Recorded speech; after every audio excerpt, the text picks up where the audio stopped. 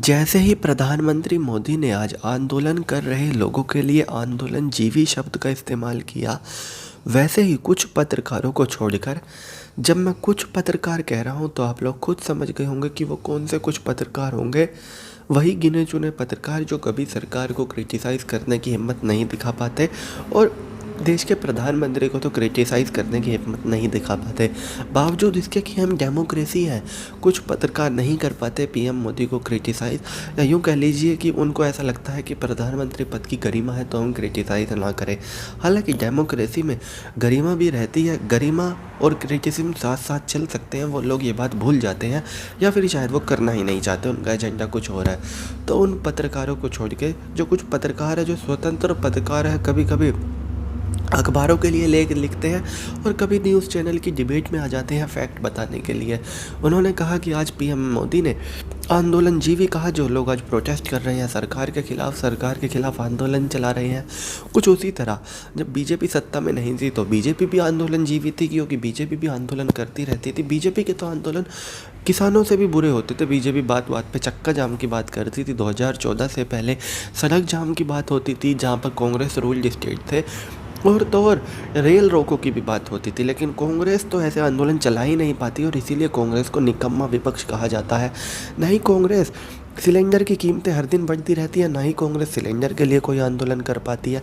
Petrol की कीमतें हर दिन बढ़ती रहती हैं, ना ही कांग्रेस पेट्रोल के लिए कोई आंदोलन कर पाती है और आंदोलनजीवी नहीं बन पाती। जबकि जब विपक्ष में थी बीजेपी तो बीजेपी ने बड़े बड़े आंदोलन किए हैं पेट्रोल के दाम के लिए, डीजल के दाम के लिए, गैस सिलेंडर के दाम के लिए, और उस वक्त अगर वो भी आंदोलनजीवी थे, ये बात उन पत्रकारों ने याद दिलवाई। और आंदोलनजीवी के नाम पे सबसे ज़्यादा फ़ोटो शेयर हो रही हैं स्मृति ईरानी की। और कहीं ना कहीं विपक्ष को और ख़ास करके कांग्रेस पार्टी को अपनी ये कमी देखनी होगी कि क्यों सर जब आलू 50 रुपये किलो बिकता है कैसे वो उस पर आंदोलन नहीं करते, क्योंकि उस वक्त तो होते थे जब 2014 से पहले। और इस बार तो 50 रुपये किलो भी बिका, रिकॉर्ड तोड़ आलू महंगा बिका। प्याज अब पहले से बहुत ज़्यादा महंगी बिक जाती है कभी कभी, तब भी कांग्रेस को वो दिखाई नहीं देता। यहाँ तक कि दाल से लेकर घर के तेल तक सब कुछ पहले से दुगना महंगा है, लेकिन इसके बावजूद कांग्रेस एक बार भी आंदोलनजीवी नहीं बन पाई 2014 से अब तक बात करें तो। और यही कारण है कि कांग्रेस विपक्ष में बैठने लायक भी अकेले दम पर सीट नहीं बना पाती, क्योंकि वो आंदोलनजीवी नहीं बन पाती। अगर आप विपक्ष में हैं तो आपको आंदोलनजीवी तो होना ही पड़ेगा।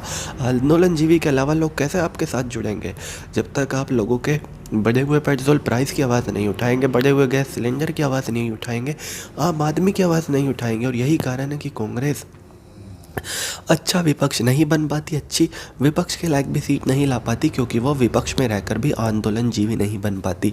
अगर विपक्षी आंदोलनजीवी नहीं होगा तो कौन होगा? तो और यही कारण है कि जो पत्रकार है, जो कुछ चुनिंदा पत्रकारों को छोड़कर लोगों ने आंदोलनजीवी होने का सही मतलब गिनाया कि अगर पीएम मोदी आंदोलनजीवी की बात कर रहे हैं तो बीजेपी भी विपक्ष में आंदोलनजीवी ही थी और बीजेपी के बड़े बड़े आंदोलन याद दिलवाए।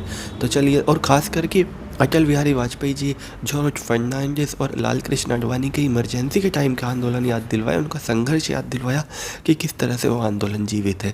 तो चलिए दोस्तों, मैं चीनू दहिया फ़िलहाल इस वीडियो के लिए इतना ही। आगे भी इसी तरह की देश दुनिया बॉलीवुड और खेल की तमाम खबरों के लिए बने रहिए चौधरी न्यूज़ के साथ। जय माता दी।